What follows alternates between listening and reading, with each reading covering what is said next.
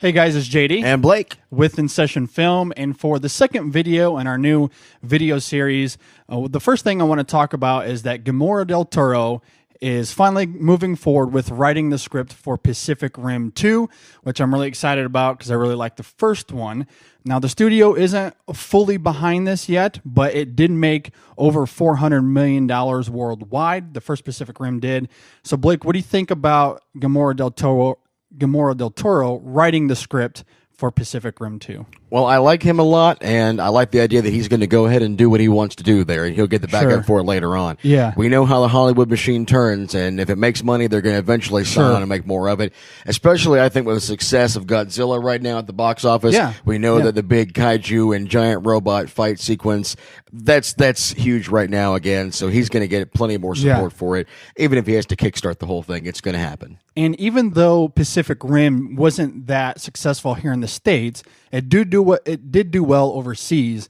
And now that we've had a year to sit on it, it's gotten a lot of DVD and toy sales out there. So hopefully it's gotten a lot more people to see it. So hopefully this second time around, there'll be a lot more eyes to go see it in the box office. At least that's the hope anyway. And I'm really on board for that. I really like the first one a lot. I guess I'm just more curious as to where they're going to go with this script, given how the first one ended.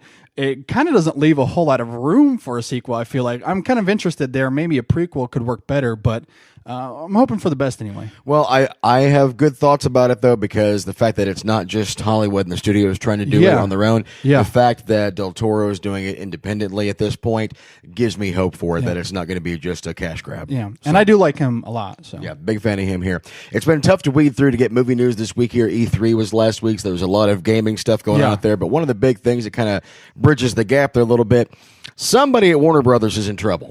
If rumors are to be believed, Warner Brothers and DC Comics' whole movie slate has been released at this point here, up through 2018, which will finally get apparently a new actual Man of Steel sequel.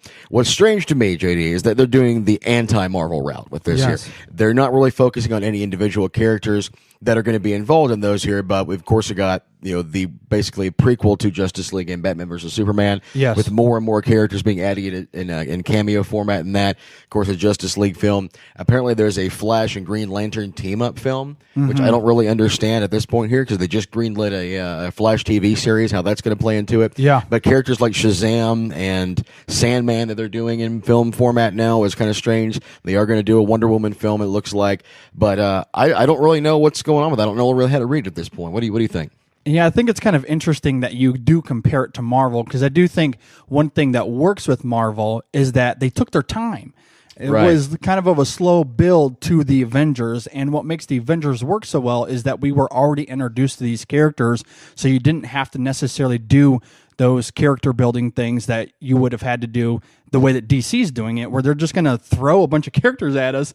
And Shazam, I'm not even that familiar with. I've never even really heard of him. I barely do. I mean, I'm not to say. I mean, I've always been more of a Marvel fan here. Everybody knows that about me, but still, that's you can't. But how many other people out there are like me that probably don't know those characters at all? Exactly, which is why Marvel's plan worked in the first place there, because they gave you time to get invested in that. That's why the payoff was so huge for the Avengers. We waited 4 or 5 years to get that big circle shot that we keep talking about in our podcast. So I don't know, but somebody over there is obviously in trouble, because that's probably a little too early to let that cat out of the bag here. We're talking about the next 4 years.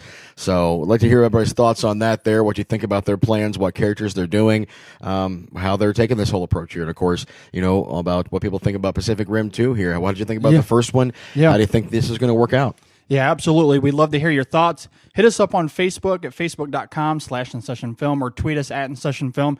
You can email us InSessionFilm@gmail.com, or just subscribe and leave a comment below. Either way, we'd love to hear your thoughts, and we'll see you guys next time.